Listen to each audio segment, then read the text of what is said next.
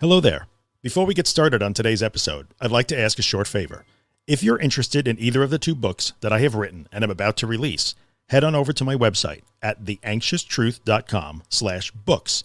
There you can learn about both books, one of which is free, and you can get on my mailing list to be notified when each book is released and how you can get it. I would really appreciate that. Okay, let's get rolling.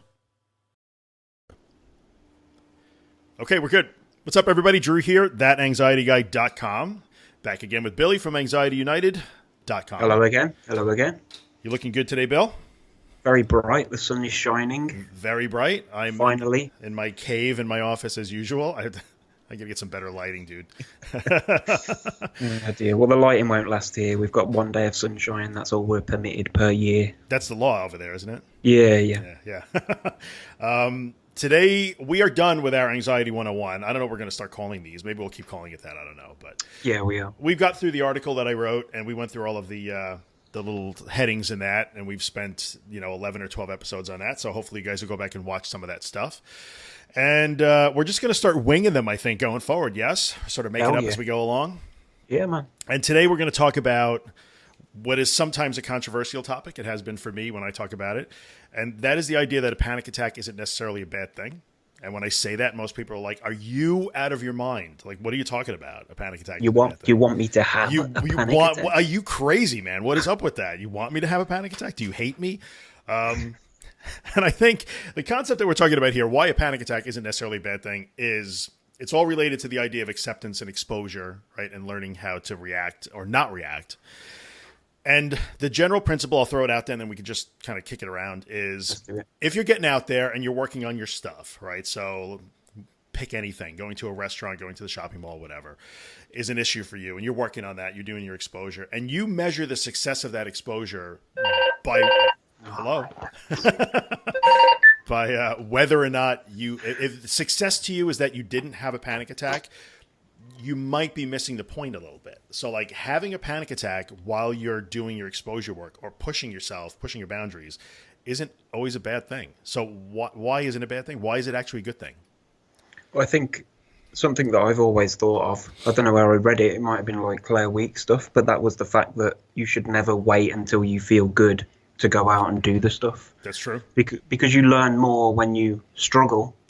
Like when I've gone out and done, like when I did the 31 days of May or whatever it was. Right. Going out on the days where I felt okay, it was just nothing. It felt pointless. It didn't really feel like I learned anything. But the days where I felt, I could feel anxiety or I was thinking about sensations, symptoms, those days when I still went out and went for a walk, it was when I came back then that I felt like I'd actually achieved something. So that's when I'm learning the most, that it doesn't matter how I feel. I can go out and do whatever regardless. So that for me, that's the key. It's like if you go out and you don't experience anything, yes, it's a great thing that you've gone out and you've been able to do it. Right. But if you're trying to get over this, then you want to go out and you want to stay out until you feel it, and then you want to stay out past that. Yes. And that's when you learn. That's when you learn that that you're in no danger. That's when you learn that it won't be the end of you. Right. Because the mechanism here is there's two things that happen there. We've talked about this ad nauseum, and we'll continue to talk about it, I think, ad nauseum. The mechanism there is we only learn through experience. This is how the human brain works. It's how we learn best. And you could read about things and watch videos and listen to podcasts like ours, but until you actually do something, you can read about speaking French all you want, but until you practice speaking French, you're not going to learn how to do it. So, and the same thing applies here. So we only learn through experience. So you have to experience the fear and the discomfort and the panic in order to truly learn how to deal with that, how to not react to it. And I think the big mistake that everybody makes, and two things happen. So if you measure success by I didn't panic, first of all, like you said, you didn't really learn anything that day. And in fact, you may still actually be reinforcing even more that mistaken belief, like I can't panic. Like I can't panic. If I panic, it's the end of the world. And that's not true. That's not true. So it's so counterintuitive. I totally get that. I mean, I'm sure that you've run into people that they just think it's crazy when you say that. Like you almost need that. You almost need that panic attack. You need it. That's you it. Need it. Yeah. They'd rather celebrate the fact that they didn't rather than the fact that they did, but they still managed to do it. Which is that's the better way. Success. That's the success, and that's what will propel you forward. So I will tell you that I think I might have mentioned it in one of the past episodes. It's going back a few weeks now. I had one of the most intense panic episodes that I've had in years. Yeah. Going back a few days, and I was talking to, I was actually talking to the person that I was with at the time, and I said, that was a really great day. And that person said, yeah, but you had that massive panic attack. I'm like, yes, I had a horrible panic attack that day. I said, but that was a great day.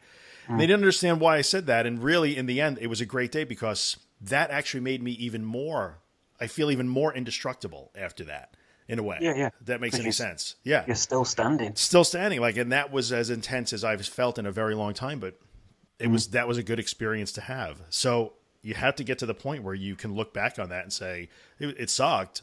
I wouldn't want to do it again, but if I had to do it again, all right. It makes me feel even more bulletproof than I already did. And that's experience. That's experience. And unless you experience the panic and don't hide from it, you're never going to get to that point. You'll always be motivated by trying to avoid it. And that's it. That's what you've got to really buy into, isn't it? That's it is. The key thing is because the longer that you put it off, the worse that it gets. The more that you create these catastrophic images in your mind. Yes. And I'm a victim of my own freaking downfall because I do exactly that. And I've said it before, the longer I leave it before I go out the house, so if I spend a few days in, guarantee it will be harder that next time. So it's it's like the very first episode we did of this was the persistence, the acceptance, the courage, all that stuff. It's all key. It is key. Without, unfortunately, the courage. And I did the series I was doing with Holly. We did a whole bunch on courage, and it's the ingredient that is most required, I think, to get into that mindset where you will welcome a panic attack and actually look at it and say, well, it was an opportunity to practice.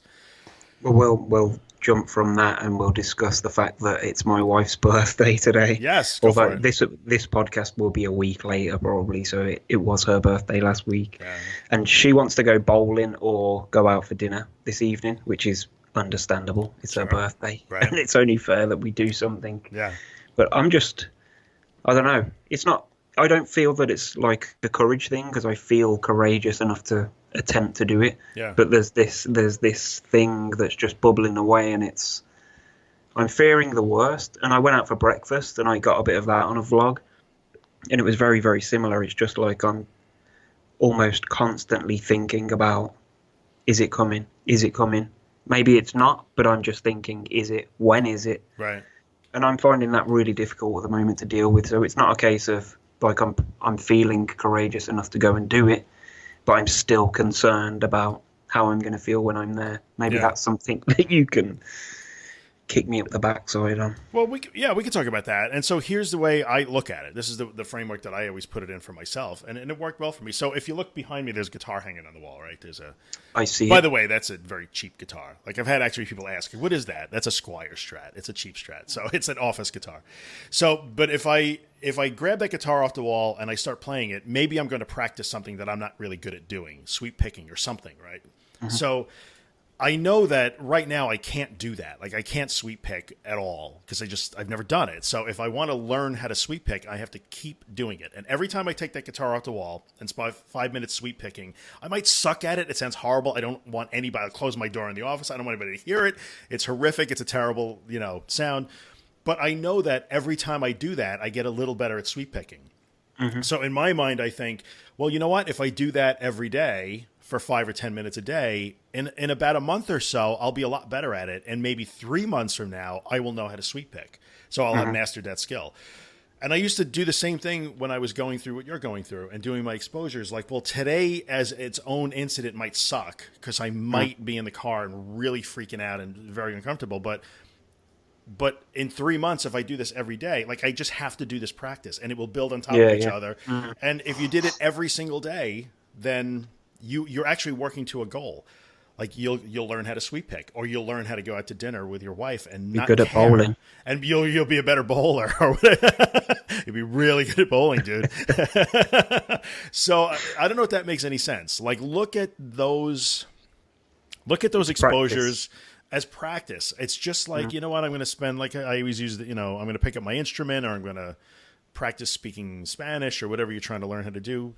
Those things aren't unpleasant like our thing is, but try not to judge things. We put so much emphasis on each individual episode, I think, people like us. Yeah. Right. So you're very focused on what's going to happen tonight, going out to dinner with your wife or going bowling. But it's just one practice session. It's like 1 5-minute session with my stupid guitar.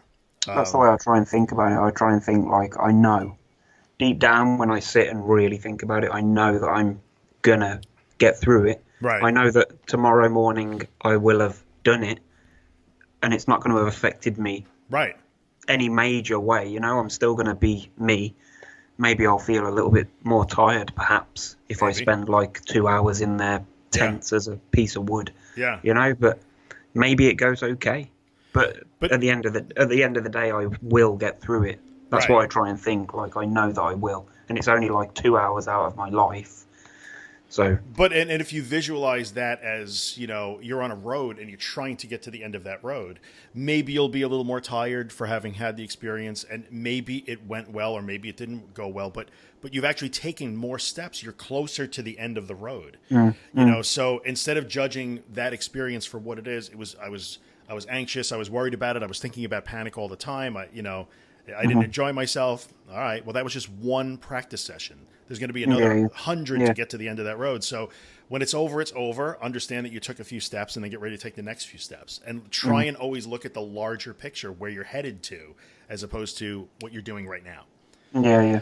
And to me, that's always been, when people ask me, well, why should I welcome a panic attack? Well, that's why. It's an opportunity to practice. I mean, don't welcome a panic attack, but welcome the anxiety. Like, understand that it's going to be there. Don't expect that it won't. Expect that it will, And every time you go through it, you get better at it. Somebody inboxed me on Twitter the other day and asked that they're struggling with anxiety. What can they do to get rid of the symptoms or something like that? Right. And my reply was, just stop trying to get rid of the symptoms. That's the way to get rid of the symptoms. Yes. Is to just, they're there.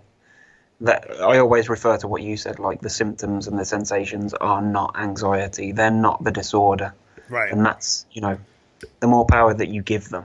Because that's what I'm always focused on, and that's what I will be later. I'll be like, maybe a bit of dizziness, or because that's the usual thing for me. And somebody commented on the last video asking about dizziness, because you've referred to having dizziness, back then. So it's like, how do you? And when we went for breakfast the other day, and I had the dizziness as we were walking towards the actual pub. So I'd got out of the car. It was probably only about 50 feet, and each step that I was taking nearer the place, I could feel myself sort of going. Yeah. But I slowed down, and it's probably the first time that I've done it in a long time anyway. Like, usually I would stop, maybe turn around, go back, but I just kept going at exactly the same pace that I was, I just got out of the car and I could feel it, and it was horrible, but I just kept putting one foot in front of the other. And by the time I actually got in the place, it had stopped. That sensation had passed. And then it was on to the next one. But it was nice to just, like, usually I'd reach a point, I'd take a step, and then I'd stop and I'd think about it. And then I'd probably make a decision to head back to the car, freak out, fall out with the missus. End up going through the drive-through. But no, I just kept putting one foot in front of the other. No change of pace, nothing. Yeah. And that really worked for me. And then I got through the rest of the, I did feel anxious, and it was a bit weird, but I still got through it, and I felt bloody good after it. And maybe that symptom didn't go away. I mean, maybe it did. Theoretically, when you get better at it, so take dizziness, and it's still a symptom for me. Like, if I know when I'm feeling anxious because of that, like, that is the anxiety symptom for me, or that that unsteady feeling. Yeah, it's weird. So you just keep putting one foot in front of the other, no faster, no slower. You're methodically, like, focused in the moment. I'm just going to keep doing this exactly the way I was just doing it. And I'm going to just let that dizziness be there. And maybe the symptom goes away and maybe it doesn't. But, in the end, what you just did there, that was practice. Like, you got better at dealing with your dizziness. And if you keep doing that again and again and again, but you can only do it when you feel dizzy. You can't practice that when you're not dizzy. That's the point. And I think, like, because I experienced that then, like, this is the this is probably the crucial stage that I'm at now, Right. because I did it the other day and I felt that dizziness and I didn't like it and I don't want to feel it again. So tonight, to go bowling, I know pretty much 99% sure that I'm going to get out of the car and I'm going to have to do it again. Yeah. And I think that's the crucial part. It's like knowing but doing it anyway. Yeah. That's the point, isn't it? Yes, knowing that it's coming and doing it anyway. And that's where the courage comes in. And I think, and also the patience, understanding that. I think also a lot of people wind up in that situation where when they're still focused on trying to avoid it, I don't want the symptoms. I don't want the panic. Success is not feeling that way. It's the wrong goal. I always say all the time, that's the wrong goal. The goal is to like be able to panic or be dizzy or unsteady or whatever your symptom is and not care. And that's the goal, right? And when you get there, then suddenly that will go away. Trust me, that's the way it works. Like when you don't care if you're dizzy or not anymore, you'll stop being dizzy. It just is. So the wrong goal. But I think the point is you got better at it, a little bit better in that time than you were before. And now you'll get a little bit better at it again. And what I always try and tell people is that's great. You just can't wait a week or two between, you get like go and do something tomorrow that makes you dizzy again. And when you do that, you'd be surprised at how fast you get good at it. Much faster than you think.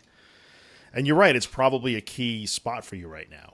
Like you I feel that it's crucial. Yeah, you did it, and now you got to do it again. That's always the that's always the thing, because patience. We talked about patience. Courage, persistence, patience.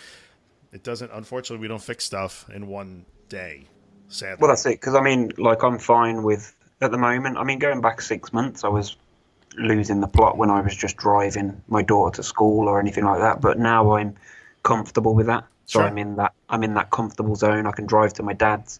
I can go to my dad's, have a cup of tea there, take him shopping, sit in the car while he's in there. So I'm still not going into shops and stuff like that. But so like going out for breakfast was a pretty big thing. Yep. Because like even the drive-through, even sitting in the queue at the drive-through is enough sometimes to tip me over the edge, which is really weird because I could drive to the drive-through for like 20 minutes. Yeah. But it's sitting in the car for 5 minutes in a little bit that you can't get out of. Well, because you can't get out. Yeah, so it's that escape thing. Sure. But it's so strange. So strange. But the more you do it, and I think let's try and turn this into a positive. So we started by saying... Yeah, sorry. That's all right. No. And it's okay. These are good conversations to have. I think we started by saying that, our concept here is that a panic attack is not always a bad thing. And you could almost, if you're listening right now and you're in a situation where you've pretty much stopped everything, you're not working, you're not going to school, whatever, and you're homebound, possibly a little agoraphobic, this could be your full-time job. Like you could actually do this stuff full-time. And I think you know this. And when we first met, we were both almost in that kind of same situation where it became, for me, it almost became even though I was still running a business at the time, almost my full-time job. And when you dedicate your time and your resources to it, you will be surprised. The more practice, like any other skill, the more practice you do, the better you get at it. Just unfortunately, this is something we have to practice that's very unpleasant. That's the only difference. There's no difference. So, like anything else, the more you do it, the better you get at it. Nobody wants to do it because it's not fun. I'm not practicing fun things. The disheartening thing for me was that I sort of went on a real nice trajectory, and I was going out for dinner and going shopping like 2-3 years ago. Yep. I didn't think about any of this. Yeah. But then something happened, and I don't really know what it was. But I just started going downhill. Yeah. And I think the thing for maybe we're just predisposed to, if we don't manage it or if we don't stay on top of it, there's always that chance that we can go back down there. And I feel that it's harder this time to try and, I don't know what it is, whether it's not really a courage thing, I guess confidence. Yeah. Because I feel like I got there once and I got back down there so easily. Like I'm definitely on the way back up now. Yeah. But it's felt harder this time. I think sometimes it's because of the confidence thing might be one thing. Your confidence takes a hit for sure. When that happens. I think that's a real thing for me too. If I'm not careful, I could slip back into some bad habits for sure. Yeah. For sure. I mean, even to the point where I think we mentioned this in one of our episodes. Like even if I have, like the winter is coming now, or the fall is coming anyway, the seasons are changing. So in the winter, when it's cold and nasty and snowy around here, like you can easily go a weekend and not leave the house just because nobody wants to go out. It's crappy weather and everything. Yeah. So you have a weekend where you're just inside. even to this day, Monday will be just a little tougher for me because, I was just like in my cocoon all weekend, watching football or American football, whatever, and Monday morning could be just a little harder. Yeah. Even now, all these years later. So I think it's something we have to be vigilant about. But the key is like, stop judging by success by the lack of symptoms or the lack of anxiety. That's not success initially. That's the ultimate. That's how you know you won the war. But each battle that's not how you win each battle. Yeah. You win the battle by experiencing and getting through it anyway. So that's it. That was the that was the point we were trying to make. It is. So this is why a panic attack. This will be a clickbait title. A panic attack is not a bad thing. Yes. Giving away our secrets, dude. Our YouTube marketing secrets, our extensive secrets. Yeah. So, I don't know. Do we want to add anything to that? Do we have anything else we want to throw? I mean, we could just keep rambling and just going from topic to topic here. We'll just be like a 3-week Just episode. trying to think. I just know that in experience, I felt that I've learnt way more. I've caught panic attacks on film, like doing one when I was out shopping, and we've spoke about the feeling that you experience after you've gone through it. Oh. So, like, it's just, I don't know. You can't explain it because it feels unnatural to actually go through a panic attack. Yeah. And the calm after the storm. So that's why it's worth going through it, just to experience what that feels like. If anything else, it's magic. It is magic. And what's so funny? When you say the calm after the storm, I think it's worth noting that. So you welcome the panic. We know it's a good thing because it's an opportunity to practice. Like, this is good. I practiced this. I got through it. Sometimes even the calm afterwards is slightly anxiety producing. It was for me. That change in state from being like way up here to being down here because you're exhausted and you're just feeling kind of wrung out and drained, and that could be tough. And I know that sometimes that feels a cycle too, but that just a quick mention of that's part of it. Like, when it's over and you have rode that wave and you're through, you're going to crash, So that calm is almost an extreme level of calm because you just, you're out of adrenaline for a little while till your body can soup up again. That used to freak me out a little bit, but. So in theory, if we break this all down, you can't fail. The only way that you can fail is if you bail, I guess. Yes. There's a slogan for you. There's a bumper sticker. Let me get that into production right now. Yeah. If you stick with it and you ride it out, then that's brilliant. Yep. Or if you say bring it on and it doesn't come on, then that's brilliant. Yes. Because you're not trying to hide from it. Yeah, you're willing to take it. Yeah, exactly. Yeah. That's true. That is really, really solid right there. You cannot. Well, if you go out and do the work, you cannot fail. The only time that you fail is if you run from it. Yep. Either stop, go back home, don't go out to begin with, or start doing everything you can to keep it from happening. But even then, now you know what? I'm going to say I'll be controversial and say that's probably a fail. If you are out there and you're using your mints and the bottle of wine, I would say so. All the funny things that you threw out in your last video, which, by the way, if you guys have not subscribed to Billy, you got 60 seconds. You have to subscribe because it's very good stuff, and he's also pretty funny sometimes with that stuff. So, if you're resorting to your safety behaviors and you're dancing around the panic and trying to make it not happen and trying all your tricks and calling your mom and all the stuff you do. Well, that might not be the best exposure to do, or the best forward progress, but otherwise, there's almost no way to fail. So that's really good. It's every time you go out, it's a bonus. You've got to go into it willing to face everything, or willing to just experience everything. Can you? That's the So me going bowling tonight, I just need to go and just be prepared to either come out on foot cheering because I won, or in a freaking ambulance. That's, but even if you go out in an ambulance, you will end the night back home anyway, right? They're going to send you home. Nothing is wrong. Go home, young man. But if I'm in an ambulance, it won't be because of panic. It'll be because I've dropped a bowling ball on my foot, maybe. Most likely, yeah. Or someone else's foot, and they didn't like that. Yeah. So I get that. But and to get past it and just you're right, to experience. And I think there's something somewhat addictive. And this is, I find, and we're going to keep going here. We never know how to stop. But I always find this fascinating. What makes it, for me, I can only relate my own personal experience, that feeling when you get through it and you have faced it, and I didn't snap a rubber band, didn't pop any mints, didn't take a pill, didn't do any of that stuff, and it was over in 10 minutes or 12 minutes. you know, that feeling like, you know, it's just, you know, like world beating, like bring it, man. You could do anything. It's almost addictive. For me, it is. But I think it's also the same reason why some people love to go to amusement parks and ride roller coasters and jump off. Adrenaline junkie. Yes. Like there are some people who are, I'm not that guy. I don't need to jump off a cliff, you know, but, some people are wired for that thrill, or people that love speed or whatever. For me, I was very motivated by the challenge. Once I did it a few times, like, I want to do it again. I want to do it again, you know, like, so maybe if you're listening, maybe you're that and you don't even know it yet. Yeah. Yeah. If you just let yourself get to that point where you just feel like freaking armor plated and invincible, you'll want to feel that way again. So yeah. And I'll tell you the other reason why panic attacks are not a bad thing. They will teach you shit.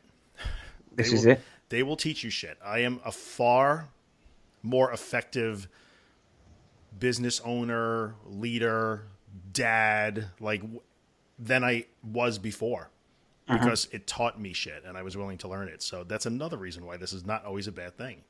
You will grow and you will be a little taller and a little stronger and a little smarter and more patient, and there's just so many lessons to be learned in this. So let's embrace them. Got to get out there. Yeah, get out there. So, all right. I think we did okay. We're 25 minutes into it. I think I like these podcasts. Yeah. Where there is no topic. I had a couple of comments. One was mentioning the out of body experience, but again we're going back to a symptom. But somebody was saying that they were lucky enough that they could remove themselves from the store because they used to work in a cosmetic store and take a break. But what if this was in a meeting or an interview? I guess the answer is that you weren't lucky that you were in a store and you could take a break because you didn't really learn that it weren't going to harm you. Right. That's the point, isn't it? Right. You weren't lucky. You should, you know. Yeah. It doesn't matter whether that person was in the store, in a meeting, performing surgery, you know, playing in concert with Pink Floyd. It doesn't matter what they were doing. It still would have passed. You just let it go. That's it. Yeah. That's a good point. That's a really good point. It's you know, what do I do if? What do I do if? And we hear that question all the time. What do I do if this happens? Nothing. What do I do if it happens there? Nothing. The answer is always nothing. Let it happen. That is the simple answer, isn't it? You should just carry on. It is a simple answer. Regardless. Yeah. Just keep going. Just keep doing what you're doing. So exactly. You know what? If you're listening right now, just listen to what Billy said not too long ago. When you got dizzy and you just kept putting one foot in front of the other. Figuratively speaking, that's what you do. Like, I'm driving, I'm just going to keep driving. Yeah. I'm talking to this person that works with me. I'm going to keep talking to this person that works with me. I'm just not going to stop. So that's that. So who knows what we're going to talk about next week? No idea. How long have we gone for? 27 minutes. It's a short one. It's a short one. I got to upload 2 of them now. I'm behind. We're gonna definitely discuss social media and the internet. Yes. And the effects that can have on anxiety. So we'll save that for a feature length. Feature like that could be a multiple parter, you know. There's the good and the bad. We can talk about both of those things. Yeah. I like the idea, you know, it'll go like, we're figuring this out on the air. This is good. But if anybody has any suggestions on what you want us to talk about or how to talk about it. I like kind of like we'll pick a topic. We'll chat about it for a while. Maybe we'll take some comments and stuff at the end like we just did. That's a good format. It's reasonable. We've got to do the medication as well. We've got to... Yeah, we're going to do one of meds. At some point. If you've made it 28 minutes into this and you're still listening and you have an opinion, you want to hear about meds or not meds or specific meds, I guess chime in, comment. Yeah. I'm curious. It's the thing I get asked about more than any other thing. By far. It's got to be it's worth a discussion. Yeah, so we'll do that. Especially with your experience as well. I had a different experience. I won't start getting into it now because I could talk about that for hours on end. But yes, my experience was what shaped my opinion. So I'll talk about that one day. I guess that's it. Yeah. So that's the deal. Let us know. Let us know what you do you want us to just ramble for 40 minutes or do you want us to stay on topic? You know what? That's the point. One day we'll even arrange. Maybe we'll do a live one day too. We could have people. We did discuss this, didn't we? Comment or even call. We could set up a Google number or something like that. 2 numbers, one for you, one for me in the UK. I'd be happy with that. It would be fun. I'm up for that. Let us know if you're interested in watching a live episode. Do it live. Yeah, where you can actually interact, call in, comment as we go. Yeah. It might be fun. The other thing that would address, and we really got to wrap it up. We should keep these at 30 minutes if we can. But yeah. One thing that I have noticed too is I think even this podcast can become a safety behavior. We'll talk about that one day. Not for us so much, but for people that are listening. Like it's great that they're listening, and it's always awesome to get comments from people that feel like we're helping. Yeah.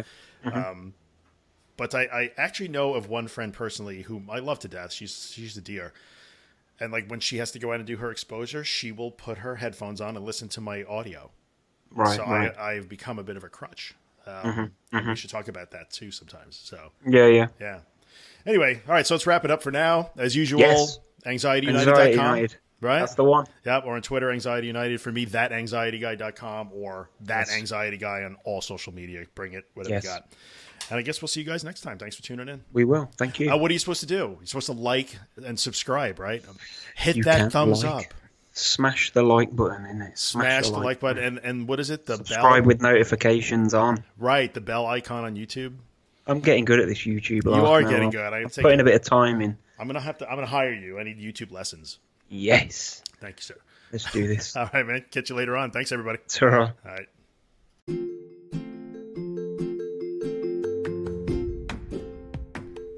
Hey, what's up, guys? Drew here. In the 5 years that I've done the podcast, I've never had a sponsor. But now it's time for me to put in a little plug for the day job, the business that I own. And that business is managed WordPress hosting. So if you have a website and it runs WordPress, and you'd like WordPress hosting that makes WordPress faster, more secure, and way easier than you ever imagined it would be, then check out Helix. You can find us online at imhelix.com. That's IAMHELIX.com. We took a long time to build Helix. I'm super proud of it. It works spectacularly. We take really good care of our customers, and I promise we would take really good care of you too. So if you're in the market for WordPress hosting that will blow your mind, check out Helix. I would appreciate the consideration. I thank you for coming by and listening, and I'll see you the next time.